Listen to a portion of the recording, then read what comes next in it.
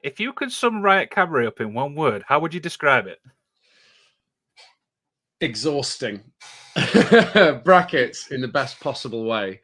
I think it's one of those things that we didn't quite conceive when we first had the idea of the company. I don't think we were quite ready for the way that it was going to kind of take over our whole entire lives, Sean and I. And I mean that with all of the kind of the love and the joy for it in the world. And I'm very glad that it's done that. But yeah, it is my kind of almost every waking moment, much to my partner's dismay, is kind of consumed by thinking about Riot Cabaret. So yeah, that if I had to sum it up in one word, it would be that.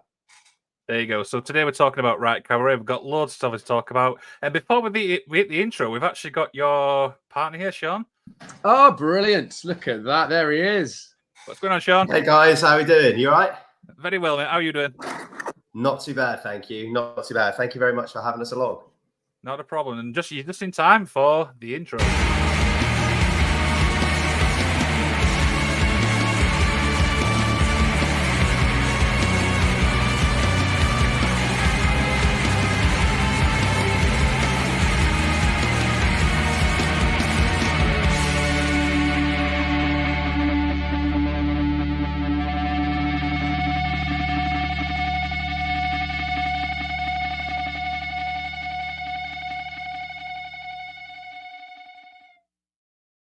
So, Sean, to just keep you up to date with what we're talking about, I said to James, if you could sum Riot Cabaret up in one word, how would that be? Fabulous. What do you go for, James? Exhausting. Yeah, perfect one for today. Yeah, if you're going to sum it up today, I'd say exhausting. But no, I'd say fabulous on the whole. That was a very fancy intro, by the way. Not a problem. I mean, everyone digs it. I mean, I even put that together with my son, by the way. I'm no expert on that type of stuff, but it's amazing what you can do with computers, right? Don't we know it? There you go. There you go. So, James, we're obviously on Thursday, mate. How's your week been?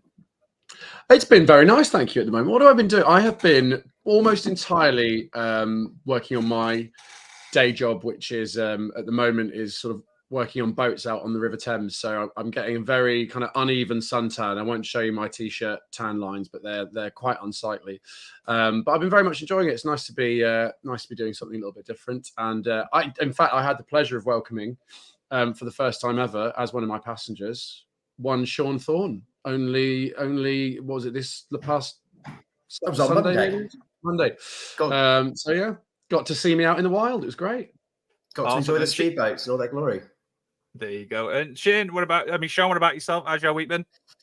Very strong, very strong. We've just been getting the finishing touches on for all singing or dancing on the 23rd of August. Just getting the final little bits and pieces in play for that. Some of them which are more ridiculous than others, which we're very, very excited about.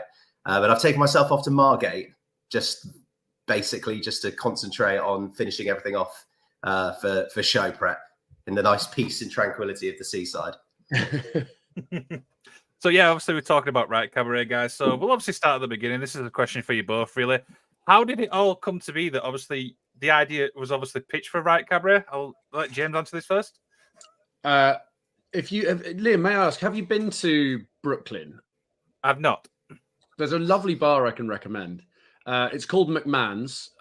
Probably, less likely to get the custom of wrestling fans these days. But when we were there for WrestleMania in 2019, I was there with Sean and a number of mutual friends. Actually, bizarrely at the time, despite the fact that Sean and I went to the same uni at the same time, we were both at Cardiff in the same window of time, and we shared a lot of mutual friends. I don't think our paths had ever actually formally crossed prior to this absurd WrestleMania trip. And little did I know how kind of closely intertwined our lives would then end up being following this. God. So it was just ahead of NXT TakeOver Brooklyn. The one, I think it was Johnny Gargano and Adam Cole had the 2 out of 3 falls match as the main in that one, although one of our number did sleep through that, which is often cited as the greatest WWE match ever. He slept through it due to jet lag, which was unfortunate for him. But we invested a good amount of time in McMahon's bar that day, which is just outside the Barclays Center in Brooklyn. And multiple pints of Guinness were kind of imbued. And we basically begun to sort of discuss the prospect of, if you were to do a wrestling company rather than sort of doing your normal kind of fantasy booking stuff, what would you actually do to make it different and exciting and fun? And what would you do to add a sense of kind of novelty to that? So that was really the germination of it. And then over the course of that weekend, as I goodness only knows how many hours of wrestling we actually watched, and it sort of all begun to blend into one and become this sort of blur of sports entertainment. As the trip reached its conclusion, we just kind of went, all right, well, what if we actually did do that? Because I think Sean and I both have those kind of that type of personality, which can be a blessing. It can also be a curse, where if there's a kind of slightly insane idea that crosses our minds, it doesn't immediately go away. We have to sort of start looking at how we can actually enact it. And that's how you find pub chat never rarely stays in the pub, does it? It all of a sudden turns into a mad reality. As the Margate sun is just swamping my face at the moment. I'm just turning into a ghost as the sunset just engulfs me. Sorry, guys. You also seem to have the squeakiest desk in the world out there. Oh, is that squeaking through as well? I might move, actually. We could do that. So just while Sean's bedding in and finding himself a new locale where he's not going to get sunburn. Oh, it's fine. There we go. He can There we go. We're okay now. Right, Sean, anything to add on what obviously James has just said there? No, I think the main thing for us was that we wanted to do something different. We saw a lot of indie wrestling happening, and I think the thing with wrestling is like the actual stuff in the ring has always been amazing. I think we've always like the level of wrestling, particularly in this country, has always just been insanely high. I think what we wanted to do was, what could we add in terms of like a production, in terms of our experience in broadcasting, theatre, to enhance what the guys and girls do so amazingly in the ring. How can we add something special, add something different that not only is something that wrestling fans will love? I think one of the main things we've always thought is that like wrestling's the coolest thing in the world. We want as many other people to get that. I think sometimes wrestling very much aims at wrestling fans, which is great. Like obviously wrestling fans come and have a lovely time. We wanted to think like what can we create that can make like our friends who don't always get into wrestling or don't get wrestling come to a show and be like, oh, okay, this is why these people love it. And then hopefully join us for the ride. Absolutely. And Sean, obviously I've got a follow-up question as well, is the Clapham Grand. I mean, that's an iconic, venue there. I mean, how did that obviously all come about being basically there? Because that is, like I said, tons of history. Yeah, so that I've got to give James his flowers on that one. James was the one who said we should go for the Grand. I thought, are we going a bit too big too soon? And James sold them the dream, and we've got an amazing relationship with them. They fully bought into Riot Cabaret. I think what our idea was for Riot Cabaret and the Clapham Grand's general ethos of what I said earlier about just general fabulosity, I think sits and marries together nicely. We very much share the venue's values. They very much share ours, and they are amazing to work with. So we couldn't be happier with how that's happened. Absolutely. James, anything to add on that, my friend? Yeah, I mean, I think Sean's covered it pretty well, but I think the only thing I would add is Sean was talking about the values of the venue, and I think that is one of the real key attractions of working with them. Is yes, they're a wonderful historic building, and it looks really cool. It adds an aesthetic and a production value to the show, which is really valuable for us. But I think first and foremost, the people that operate it and the people that work there, really, really just good people fundamentally. And their number one priority is to ensure that everyone who comes through their door has an amazing time. They're an independent venue. They've been running for decades and decades and decades. So it's like they're not answerable to anyone else but their own customers. And that means that the customer experience is always at the absolute kind of forefront of their mind. And it makes them wonderful to work with, because I think that's very much our aim as well, is we want everyone who comes to a Riot Cabaret show to have a fantastic time. And when you can trust the venue team in terms of the bars, in terms of the security, in terms of the front of house, they're all aligned with that, and they want to make sure everyone has the best time possible as well. It gives you as a promoter so much kind of confidence knowing that you're kind of walking in lockstep with that team that runs that building, because it just makes the whole show, you can concentrate on making the show itself as good as it can be. Yeah, the one thing obviously I like is what you mentioned there. It's like a jigsaw puzzle, isn't it? Everybody's got their own like certain piece. So it all comes together. It's like a working like machine. That's probably the best way I could describe it. I think so, definitely. When the sort of front-facing world of Riot Cabaret, which is the show as it exists, to the audience, is obviously we try and make that the highest standard it can possibly be. But being backstage at a Riot Cabaret show, and I've no doubt, so many other wrestling shows as well, and actually seeing everyone in that who is part of that machine just clicking and working together, it's a really, really actually beautiful thing to kind of see and be a part of. And I don't think there's any great alchemy that Sean or I have particularly pulled off in making that happen. I think there's just a really good team of really good people that we just happen to have assembled. And in many ways, we just kind of let them do their thing, because the people who work on our on our shows, either through Riot or through the venue, are so skilled at what they do. They're so good. And yeah, it's a real privilege to see it in action. Sean, anything to add on that? No, I think that's very much, you've nailed that, I think.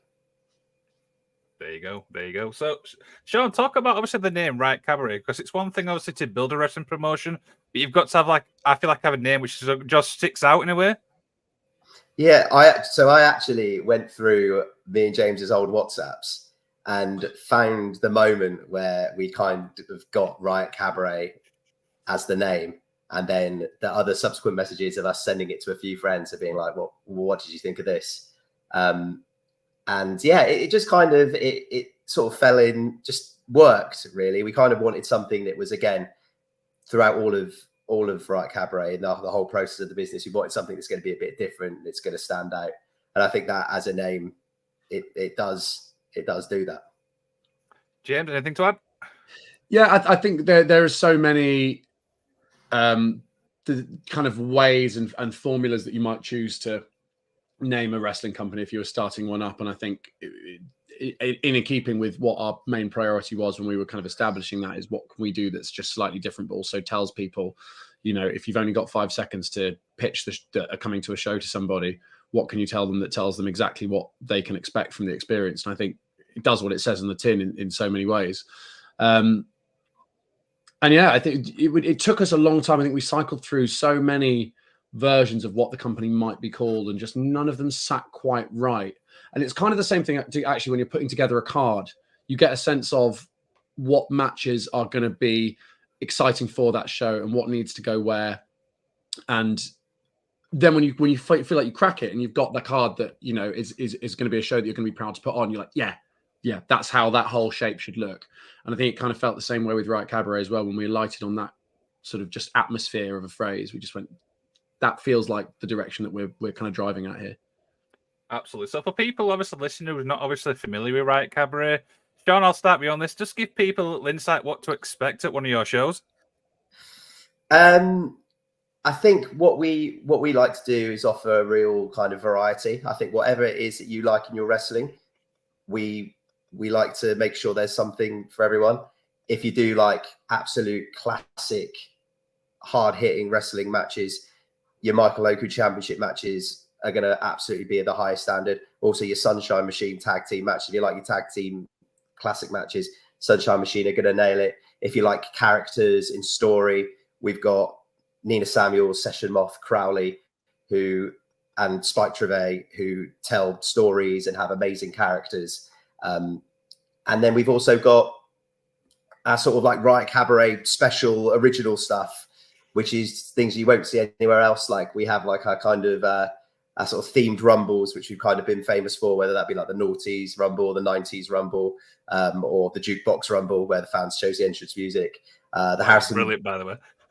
the Harrison Leon Big Baller Invitational, where every fan comes in, they get a ticket. A wrestler comes out, fights for the purple tickets. A wrestler comes out, fights for the gold tickets. The winning side, everybody gets a free shot at the bar. We had that. We had Charles Crowley's big Lucky Balls match, which I'm pretty sure has not been done anywhere else before or since, and probably won't be either. So essentially, it's kind of making sure there's a mix, and also, you never know what's going to happen at a Riot Cabaret show. You never know who's gonna turn up. And James, obviously, before we came on there, I said unpredictability with Riot Cabaret. It certainly is. Yeah, I think Sean's kind of nailed it with not knowing what's going to happen and who's going to turn up. I think that's a real hallmark of our shows. Is even if a full card is announced, you never quite know actually how the evening's going to play out. And actually, what's been really enjoyable is recently, in terms of our shows, people have actually started in the sort of 48 hours prior to the show. People have started doing their little like prediction graphics, and they've taken our card and they've gone, I think this is going to happen. This person's going to win. This person's going to win, and this is going to happen in the story. And it's been really interesting, kind of looking at those. Obviously, with us knowing how things are going to play out.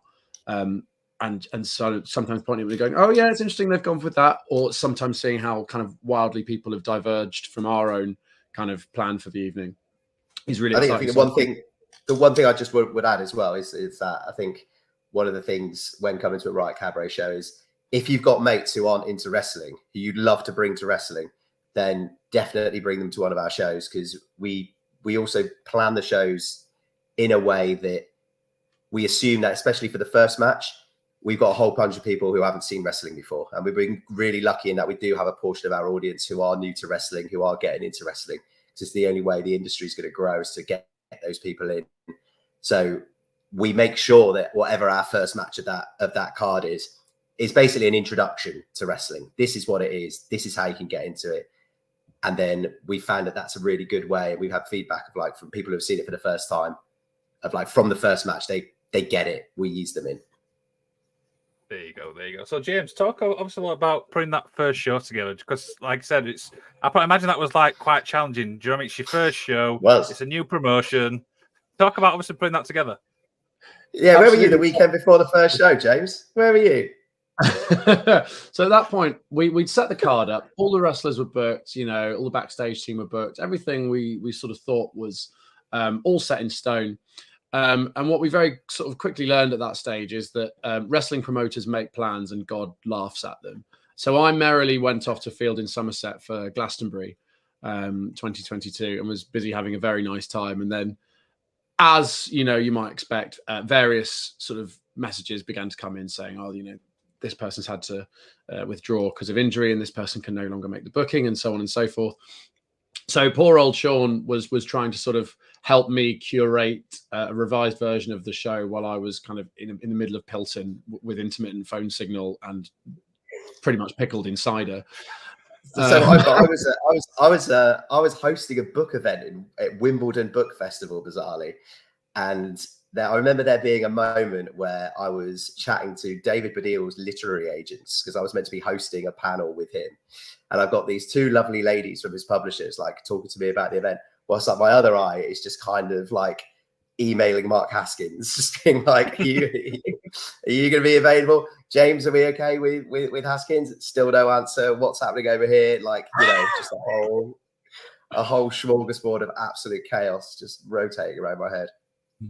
I think as well, in terms of the actual show as it went in, that first show is in many ways is the show that if I was to watch one of our shows back, that would be the one that I would least like to watch back. Not because of anything that was in ring, because everyone completely knocked it out of the park. It's more a case of I despise my announcing style from that show. I think there's been a I'm commentating like it's snooker for some reason.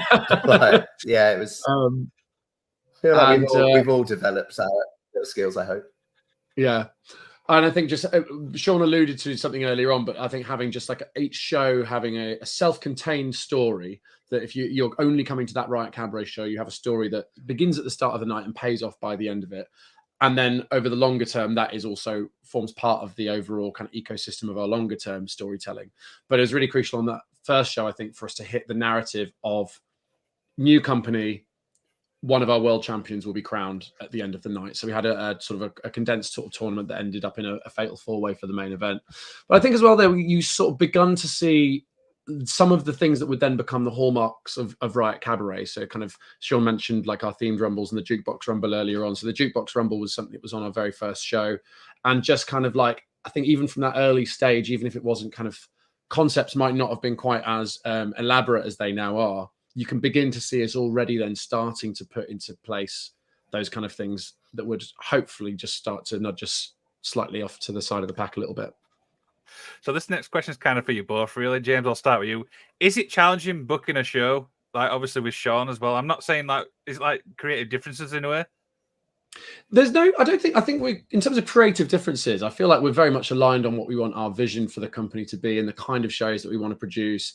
And I think sometimes there's lots of different ways you can skin a cat, aren't there? There's lots of different routes that you could take to kind of achieving that goal, which is ultimately putting on the best, most entertaining show you kind of possibly can. And there'll be certain times where we'll be putting together a match, and I think it's really good working with someone like Sean, where our skill sets are quite complementary, and I think we sometimes spot things just in the overall running of a show or the vibe of one that maybe the other one hasn't quite necessarily detected in the first instance. So just having that extra kind of sounding board when we're putting these shows together, I think is really valuable. And it's one of those things where I've often sort of thought, before we started Riot Cabaret, I've gone, I could run a wrestling company. I could definitely run a wrestling company by myself. And it's just about doable with two. So I'm enormously grateful for Sean. And I don't think I could go, any other way for it. Our lives have become so intertwined that I can't think of anyone I'd rather be doing it with. Go on, over to you. Yeah, I'll echo that wholeheartedly. I know sometimes the conception might be that, or the perception might be that it's difficult having two minds in.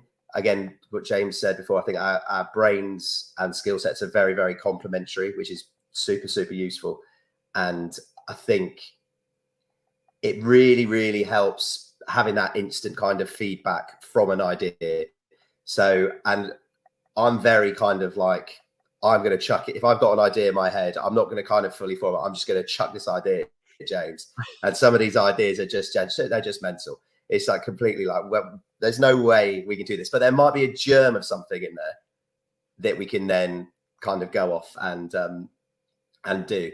And as James said, like if I was running this on my own, I'd be like the Vince Russo of Brit Rest, just coming up with crazy ass stuff all the time. But then between us, we can kind of hone those ideas. So there's some mainstream appeal there. There's something for the wrestling fan. And yeah, something that works for everyone.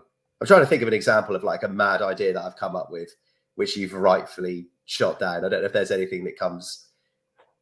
I don't think I've shot down particularly many of your slightly more fanciful ideas, but like you say, there's always a germ of an idea in there, and even if the concept as it is initially pitched doesn't end up making it to kind of a fully fledged show, there's always, I think, one or two elements of that idea that can be incorporated somewhere and add some value and some entertainment to the show. So yeah, there are very much there are no such thing as bad ideas kind of company.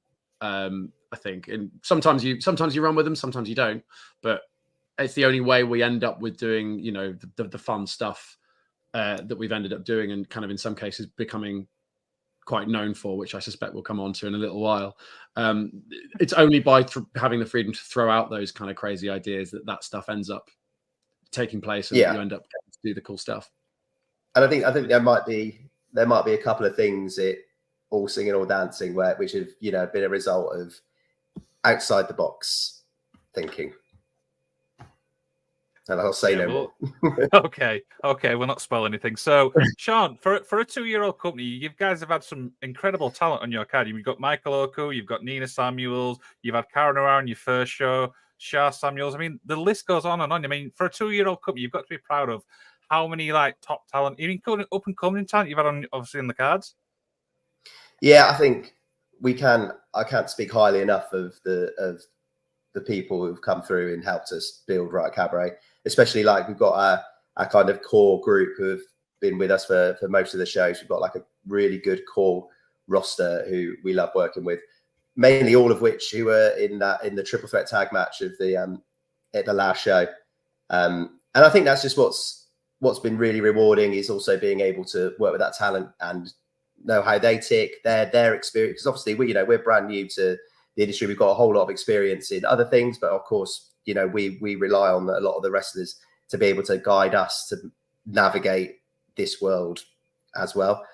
And we've been blessed with some of the guys and gals that we've worked with for sure. And also as well, just some of the people who have come through Riot Cabaret who aren't necessarily everywhere else. We've had some like really, really good showings from a lot of talent coming through, like Ted Sabin as well. He's been amazing. Murdoch's been on every single show that we've done.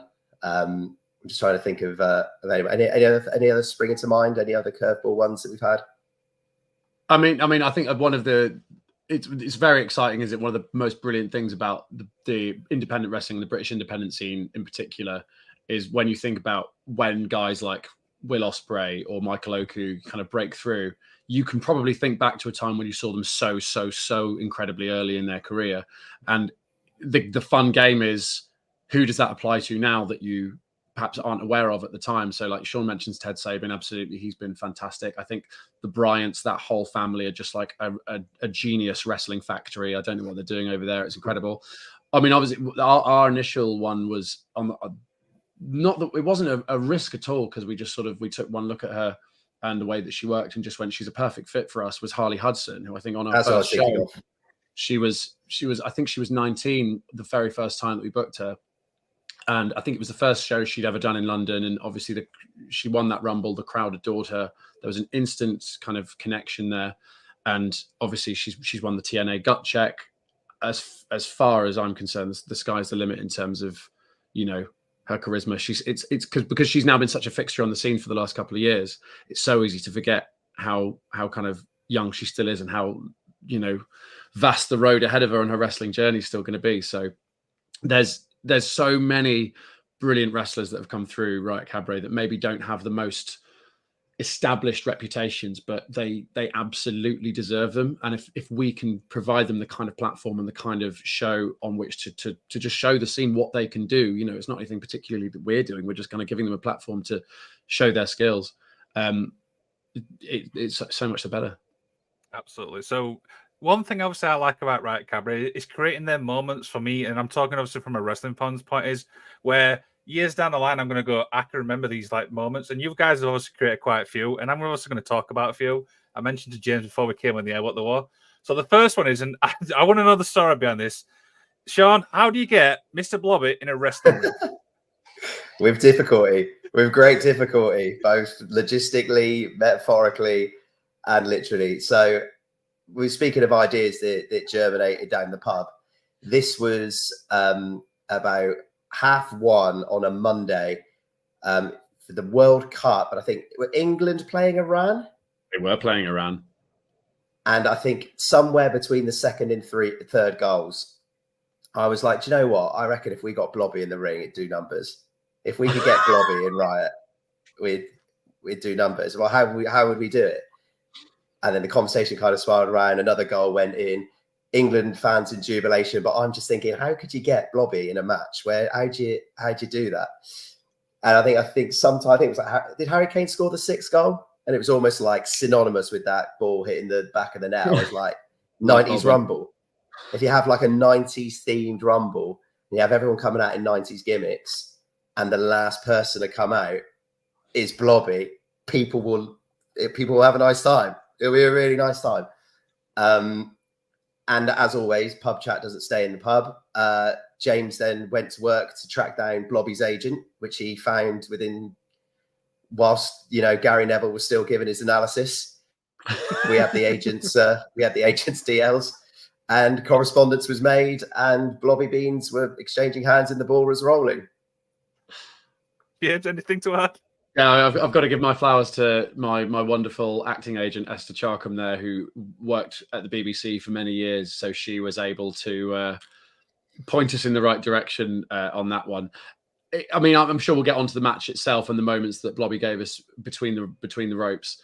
I would just like to say that nothing fully prepares you for the first time you see Blobby in the flesh. And that will live with me forever. Yeah, wrestling match planning with Mr. Blobby is, when the story of Riot Cabaret is written, I think that'll be the last thing that I think about before we close the book, because just watching him getting into the ring, just kind of blobbing around, and he's got the little voice in box gimmick going as well, mate. Full character. If he's in the Blobby suit, he's Mr. Blobby. So bearing in mind this is rehearsal, and Mike Hitchman is teaching him how to take a Stone Cold Stunner. He's going, Blobby, Blobby, Blob, Blob, Blobby, Blobby. Swear down, and absolutely everybody is dying, like on the floor, creasing with laughter as Blobby is walking through this match. But when we booked Blobby, our kind of thought was, our assumption for what our plan was zero physicality. If he can't do anything, what can we do? And then Mr. Blobby arrived and genuinely gave us more than we ever could have dreamed that he was ever going to do. He was so keen and up for it. It was madness. It's absolutely one of the most maddest things I've seen, and I'm like, what the hell? It's honestly, it's Yeah. entertaining. So, is it on your YouTube channel as well, so people go and check it out? It is on the YouTube channel. You'll also witness my personal favorite wrestling moment of all time, which is when Doris pokes Mr. Blobby in his gimmick eyes, and obviously he doesn't know that he's been poked in the eyes because he's in a massive suit. But that just kills me every time I see it. Blobby no selling man like Doris's eye pokes is a moment in Riot Cabaret history. The other one is, and we mentioned it earlier on, Nina Samuels. Now there was an image where she comes out with, I think it's 10 belts. Correct me if I'm wrong on that. And I'm like, it was, yeah. Wow. 10 belts. You're looking at Nina 10 belts right there. I mean, James, we said that Nina's probably one of at the top of the game for me. I mean, I have to say she's one of the best. I would say so. Nina was sort of someone that of course, we had our eye on her when she was in NXT UK, and we originally were planning to start the company up in 2020, April of 2020. And Nina was someone who was very much in our conversation around then. And obviously then something happened in April of 2020, which meant we couldn't run our first show. But that turned out to be a bit of a blessing in disguise, because we really then got to go back to the drawing board and focus on how we presented Riot Cabaret. And then when we booked Nina, and I think it was the week before the show, she then got released from NXT UK, and we were her first independent appearance since leaving the WWE. And as soon as we actually started working with her in the flesh, I think it just became apparent that we had someone who instinctively and wholeheartedly just knew what we were trying to achieve with Riot Cabaret. And I do think there is something in that performance background, where so many of the best wrestlers on the scene at the moment come from an acting background originally. So you've got, Charles Crowley, Nina Samuels, Michael Oku, Spike Trevay, among others. They have that performance background that just enables them to approach it through the same lens as ourselves, I think. And so Nina's just been, it's such a shame we didn't have her on the first show, because I think she would be one of those ones that would absolutely have that unbroken record if we had been able to have her on. But this whole tear she's been on, you don't get 10 companies entrusting you with their championships by accident. It's only because that is multiple people looking at her body of work, looking at the way she conducts herself, looking at the caliber of wrestling and performance and mic work that she's putting out, and going, she's our standard bearer. So yeah, I can't praise the run that Nina's been on since 2022 in particular enough. She's just been phenomenal. Anything to add, pal? 100% agree. And I mean, like, when speaking of Nina Samuels moments, like, every time that she seems to be with Cassius, there seems to be some sort of little iconic moment that they create. Also as well, of course, the Nina Samuels musical, where, some wrestlers will cut promos. Nina Samuels will cut a musical on you, where she went through her title reign as part of her 1 year of Nina Samuels celebration. And it will be 2 years to the very day on August 23rd of when Nina Samuels won the Riot Cabaret Women's World Championship. So I'm sure there will be a 2 years of Nina Samuels celebration planned. And if the first one was anything to go by, I think this one will be pretty special. Yeah, and if she does come away with the win from Session Moth Martina and Millie McKenzie in that triple threat match, it's a big if, because obviously they're two of the very best talents in Europe. If she does, we would be looking at a third year of Nina Samuels with the Riot Cabaret Gold. Absolutely. And the other one is obviously wrestling, Sean, is obviously the big thing, is obviously storylines. And the big storyline from Riot Cabaret, and I think a lot of people like this, is, of course, it's got to be these two. I mean, this has also been going on show after show. I'm not going to spoil, obviously, what happened at the last show, but man, this has got me really invested. And this is how I actually discovered Riot Cabaret, by the way. Yeah, so that kind of snowballed all from a Zoom call with Crowley, where just on the off chance, Crowley was like, yeah, so I know all the words to You're Welcome from Moana. And we were like, well, we're obviously going to do something with that. We have to do something with that. And then Crowley and Moth wanted to work with each other. And so we were like, right, well, we'll work something out. And the Disney match happened. And I think from there, it just kind of those two characters were just. I think what works with the Crowley and Moth story, and I think it's what WWE are doing really well at the moment, is that their story isn't a wrestling story. It's just it's a people story. It's like, will these two fun characters who we like, are they actually just going to be friends? Are they, what's going to happen? What is their relationship going to be? And that was the whole story of them. There was wrestling kind of happening around it, but the focus was like on this friendship and the relationship between those two characters. And obviously at the last show, we saw Moth leave Crowley. In the Riot Cabaret universe, there's still a big question mark over what's going to happen with those two. Whether is it all, are they going to be able to make amends? Is that it for them? We're gonna have to wait and see. Absolutely. James, anything to add on that, mate? Yeah, Sean's described it pretty well, but it's definitely one of those things where we have lots of ideas in our heads of things that we would like to do and ideas that we think would be cool. And then when something clicks and when one of the ideas that you have had, really does kind of connect with an audience, you can kind of go, okay, then let's really make something out of this. And from the shows onwards, it was our third show, Slap and Grand, which is where we first put those two together. Every show since then has had a beat on it to kind of further the Crowley and the Moth story. So this story in itself has been going for 2 years in one way or another. And as Sean was just saying, there are still stories to be told as part of this. So it's one of those ones where if you were to go back and watch the main event of our last show, our last August show, that is All Singing, All Dancing 2023. And when you see the wide angle of when Moth and Crowley, as this dysfunctional pair who at that point ostensibly despise each other, I think it's one of my favorite moments in Riot Cabaret history, watching the way that venue reacts, because there are pops and then there are pops that are just moments of sheer kind of unadulterated joy. And you see everyone just leap to their feet as one, as the three is counted. And I remember being ringside for that. We've had some loud pops at Riot in the past, but nothing. That was the most kind of primal, like joyful, collective one that I think we've had. So that remains, I think, one of my favorite Riot Cabaret moments. They are so good as a pair, whether they are in cahoots or in opposition. And yeah, they've very much been part of the spine of Riot Cabaret for a very, very long time.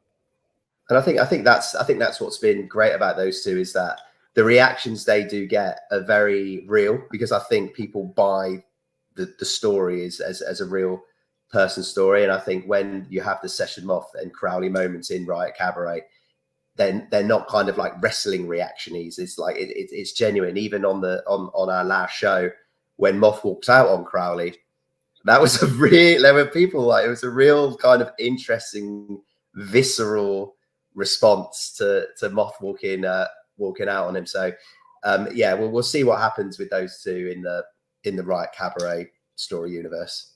Yeah, it's like when someone breaks up with your best friend, isn't it? And you're like, what? How dare they? Kind of thing. It was that same kind of like, people were scandalized and appalled on Crowley's behalf. And yeah, I think one of the big strengths of that tandem, just to kind of finish this thread, has been it's been like, and like you say, there's a reason you brought it up, Liam. It's been so synonymous with Riot Cabaret, and it's been such a kind of a unique Riot Cabaret pairing that you for the pretty much duration of the story that we've done so far, you've not seen those two kind of working together anywhere else, which has made it feel something that's been really kind of unique to us. And I think our fans have kind of responded to it, because it's been like I want to see the Session Twats, so I'm going to go to Riot Cabaret. And I think having those acts is so like valuable for a company like us. If we've got these, if we we and the performers have managed to create that kind of story and those characters that are so kind of well loved by our fans, then it's awesome to be able to give them that. Absolutely. So, James, obviously the company's obviously 2-year-old. What's some of your highlights so far? Oh my goodness. Aside from things we've already kind of discussed, I think the end of the first show, I think, was such an emotional, cathartic moment for me, because we'd had all of the disruption of planning to the most minute detail before the pandemic of what we wanted Riot Cabaret to be and how we were going to run it, and the agreements that we had in place with Equity, which took so long to kind of develop and to curate and to write and to agree with the union. Even just things like that, like just the initial setup took so much kind of time and energy and love. And then the kind of the devastation of not being able to run our first show due to COVID, which actually, as I think I alluded to earlier, turned out to be such a kind of blessing in disguise. Because it really enabled us to go back to the drawing board with it and think long and hard about how we wanted to present Riot Cabaret to make it as good as it could possibly be. And there's a moment at the end of that first show when, after Mambo's been crowned the world champion, and everyone leaves and the confetti is just sort of strewn across the ring, I just kind of go down onto my haunches and I'm just like sobbing uncontrollably. And it's not happened at any Riot Cabaret show since. It was just this instantaneous, instinctual just moment of pure catharsis, where actually that was the first show that people had seen, but in actual fact the last kind of 3 years of our lives had been building up to this one moment. And then when we went back to Gorilla afterwards, I think everyone was kind of waiting for a bit of a debrief from us, any feedback from the main guys kind of thing, and me and Sean were just in the green room just kind of hugging each other, and I was definitely crying. I can't remember if you were, Sean, but I absolutely I remember I was far too brutal.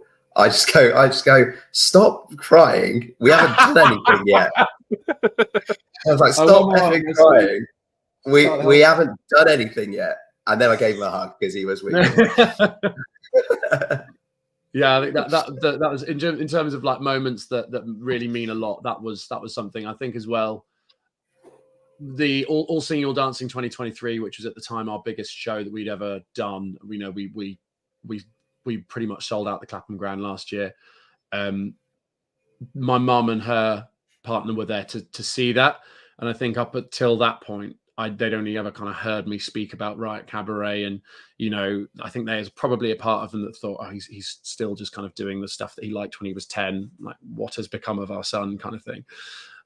But actually, then to be able to have them in the room and to see the kind of response to the show and to see how many people kind of derive that sort of enjoyment from something that we put together, that was just like a really personally gratified moment. If you want to talk wrestling moments as well, I can go all night, but I suspect we've only got a limited amount of time. We'll keep to this time. Sean, what about you, mate? What's some of your highlights?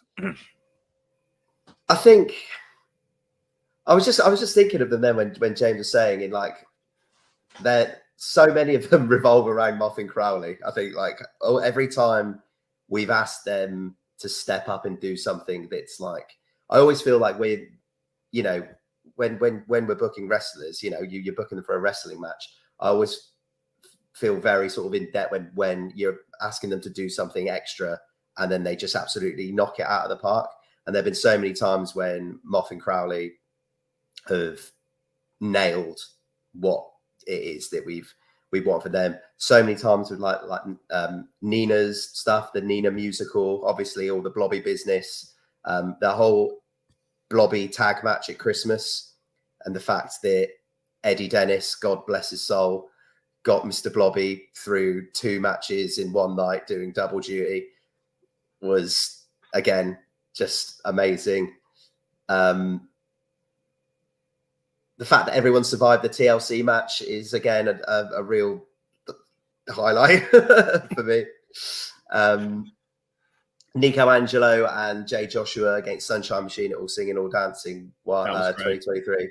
I think one of the nice things for me was that a lot of people were saying that their favorite match of that whole weekend, with Wembley included, a lot of people were saying matches from Riot Cabaret, which was a surreal kind of thing considering all of the stuff which was happening that weekend. But I think knowing that we've sold out 3 weeks before a show feels like a little bit of a milestone moment. So yeah, just like that felt like a bit of a meandering river of Riot Cabaret moments. But yeah, usually the show busy stuff, that when that goes well, because it's usually the stuff that takes more planning. So when that does pay off, it is a lovely moment. Absolutely. So James, obviously, I feel like more questions will begin to wind down. What's the goal, obviously, for Riot Cabaret? We're talking short term and long term. I think in terms of in the short term, there are various stories that we want to now begin to pay off for our audience. We're coming to the point now where our audience are invested, and when people come to Riot Cabaret shows, they come back, and giving people satisfying resolutions to the story that they're investing their time and their money and their attention in is always our kind of first and foremost priority. So looking at things like that and just how we can continue to make the fan experience as good as it can possibly be, because we want to make Riot Cabaret not just the best place to watch wrestling in London. We want to make it up there with the very best nights out in London, and indeed further beyond. So I would love when we know there's the appetite for it, when we potentially have that audience outside of London. Like, we have a lot of people that travel into London just to see our shows. So if there's ever a possibility of us, taking Riot Cabaret elsewhere, I think something like that would be really, really cool. There's so many great parts of the UK and further afield that would just, I feel like, really fit the ethos and the vibe and the overall atmosphere of Riot Cabaret. And it would be amazing to maybe branch out somewhat. We're still with the Clapham Ground as our home. And longer term, hey, look, if we're still sat here in 5, 6, 7 years' time, and we're still sitting here with the same kind of giddy, childlike glee that of just how great we think wrestling is, I think that'll be a big, big win. Also, if I could quit my day job and just do Riot Cabaret full time, that would also be tremendous, but maybe not in this economy. Never know. Sure. I think one of the things for me is we've got, once we've nailed down wrestling shows as the baseline experience, I want to be looking at what we can do to give audience more experiences, elevate what happens when an audience member comes to a wrestling show. Because at the moment, they come to a wrestling show, they watch the wrestling, they leave. What more can we do to add to that experience? What more could we do to increase audience interaction? What more can we do to immerse the audience in the stories that we're telling them, getting them to interact with the characters, getting them to go to their mates live? I went to this wrestling show the other day, but it wasn't just a wrestling show. This thing happened, then this thing happened, then they took us over here, and then I had to do that. Like, those are the sort of experiences that we want to build at Riot Cabaret. Now we're going into year 3. We're 2 years in. We feel like we're consistently able to do the wrestling stuff now. What more can we add to offer value for people, and also getting more people to come and see it? That's the other short-term view. We'd love to have more people coming in and checking us out. I like the idea, obviously, going on the road as well. Yeah, that would be really good. I feel it's like it'd be interesting running a show without the Grand. I think that will be a real sort of test for me and James. Because I do feel like they really do help us out a lot. And I know that there's a lot of other promoters out there who are, doing all the venue stuff as well. So I think that would be a really interesting test for us to give that a go, which would be more than up for. Yeah, I think on the question of venues, I think it wouldn't be a case of we would decide to go out and branch out into, let's say, other towns or cities, and then go looking for other venues in those towns and cities, and whichever one we kind of liked the most, we'd kind of aim for that one. I think first and foremost, we're kind of like a site responsive wrestling company. The Grand and its aesthetic informs so much of sort of what the product is and the way it looks and the way the shows kind of conduct themselves. So I think it would be a case, first of all, of we would need to find the right venue and the right space to host one of our shows elsewhere. And if that is in, Manchester, then that's Vegas. Brilliant. If it's in Great Yarmouth, equally brilliant. If the right place is there, then I think we would look at it. But that would be the first box that would need ticking, surely. Absolutely. Riot So your Cabaret next Vegas would be fun though, wouldn't it? You know, you made it if you get in Vegas. Yeah. So your next coming shows obviously coming up, and James, pretty stacked card. Pretty stacked card so far as well. Yes, there may be one or two surprises left in the pot as we head off onto this show. But yeah, this is going to be. There's been a few shows where we've kind of gone into it going, this might be the best card we've ever done. But just taking a look at it now, I'm thinking, just knowing what we have planned and knowing who we have on this show, I think this might actually be the best card we've ever done. And it's only fitting because this is the biggest weekend in the British wrestling calendar.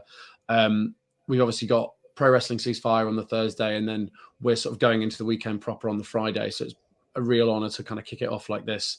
And we're so excited to see what everyone who's working on the show is going to be able to produce, because it's going to be a doozy. I, for one, am very excited about it. Yep. Sean, great card there.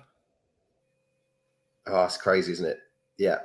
Yeah, we've got all of that. And then also the Fatal 4-Way Tag, the Greedy Souls, Tate Mayfairs and James Ellis, the Bryants, and Murdoch and Blazer rounding that off, which is going to be chaos as well.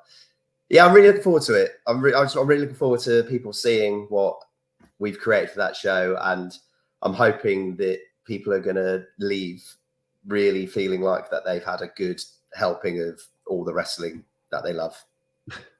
And further to that as well, I think it's one of the wonderful things is because we sold out All Singing, All Dancing 2023 on the day. We sold out Jingle Bell Brawl last December on the day.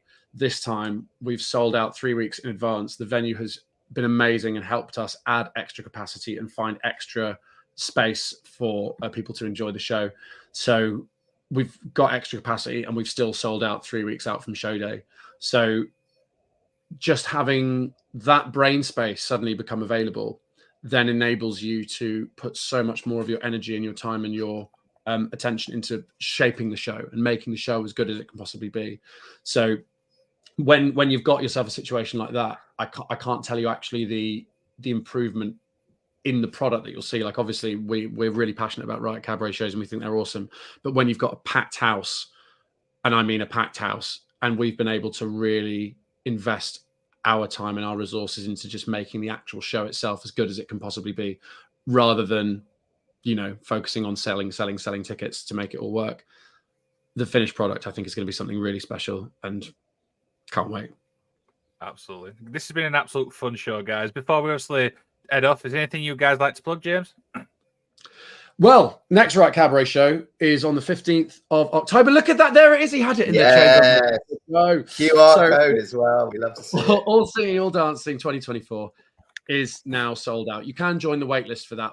It's long. It's a long wait list, but get yourself on there anyway, because if you were hoping to come to Riot Cabaret for All In Weekend and you didn't manage to get yourself a ticket, get yourself on that wait list, because you never know. But after that, Thunder Road. Now, without giving too much away, obviously, a show as big as All Singing, All Dancing, there is bound to be some fallout. And I mentioned earlier on, there may be one or two things that you perhaps were not expecting on this show. And trust me, after All Singing, All Dancing 2024, Thunder Road will be another sellout. So I urge you now, if you are even slightly interested in coming to Riot Cabaret in October, now's the time to get your tickets. The early birds and the first releases have already sold out. We're almost at final release on all of our tiers now. So now's the time to do it, because come All Singing, All Dancing, it'll look very different. Sean, anything to add? I think that was perfect. I'm not going to sully that by waffling. I came prepared, don't you worry.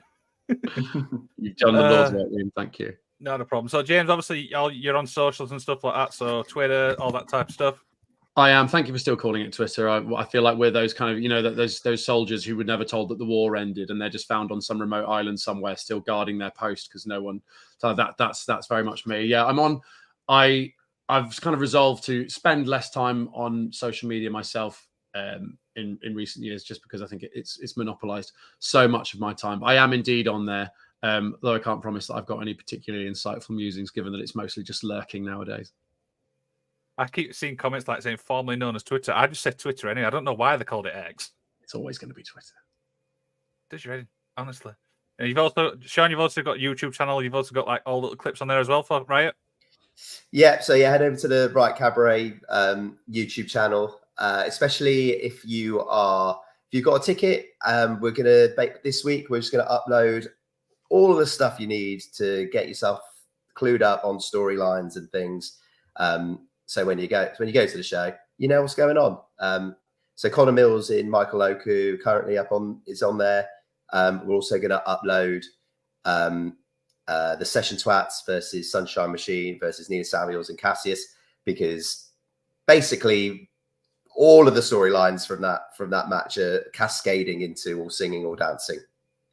And there's also the Michael Oku, Mark Andrews, Nico Angelo hype videos in there as well. So yeah, Riot Cabaret YouTube channel, I'd say would be my go-to. Follow me on Twitter as well if you fancy it. Shauna Thorne. There you go. This has been an absolute fun chat, guys. Obviously, the Magic of Wrestling is back this weekend. We're going to be talking about a load of stuff, obviously, all in weekend next week. James, before we head off, which match are you looking forward to the most? Well, they've on All In itself. Yes. This week, they've made a believer out of me with Swerve versus Bryan Danielson. I was interested in that match before, but now they have absolutely got me by hook, line, and sinker. I cannot wait for that match now. Sean, what about you? I think I'm going to have to go with MJF Ospreay. I think for me, I think MJF Ospreay is going to be the interesting one. I think mainly, I just remember watching Ospreay right in the early days of Progress, and to see him once again, probably, hopefully winning a championship at Wembley Stadium would be a cool full circle moment. Yeah, I think that. Also, just interestingly, on the topic of MJF, when we were looking at the Clapham Grand, we were like, has anyone ever run wrestling shows here before? We found one wrestling show that we could find, and I think it was like an IPW show, an IPW CZW crossover show, and the first person who came out was MJF, and nobody knew who he was. He came out to absolute crickets, and it was the most surreal thing seeing MJF on the Clapham Ground stage, and nobody knew. But yeah, that was I'd say MJF Ospreay. That's my show. You certainly know now. That's like yeah, they know him now. There you go. Just thought an interesting question there, James. Could we see international talent at Riot? I would love to. I mean, it's one of those things where I think, in terms of the size of the fishes in the pond of British wrestling, I think we're still not as large of a fish as we may occasionally wish to be. So I think things like that are exponentially harder for us, which is why we've put such a focus on cultivating our own talent and having those core members of our roster that we've really kind of put our time and our energy into building. If the fit was right, and if there was a chance that someone was passing through who was interested in what we were doing, who thought that they could bring something cool to the experience first and foremost, then that would be amazing, and we'd love that. I guess it comes back to what we've been saying all along: is you never know who's going to turn up at Riot Cabaret. You never know what's going to happen. So keep your eyes peeled. Stay tuned, I suppose. Sean, anything to add?